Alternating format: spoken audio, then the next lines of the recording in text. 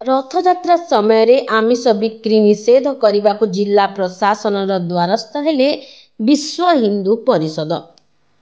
पवित्र रथयात्रा समय गजपति जिला सदर महकुमा पारଳାଖେମୁଣ୍ଡି सहरर राजदाण्ड और गुंडीचाबाड़ी अंचल आमिष बिक्री निषेध करने को जिला प्रशासन द्वारस्थ होइछन्ति विश्व हिंदू परिषद।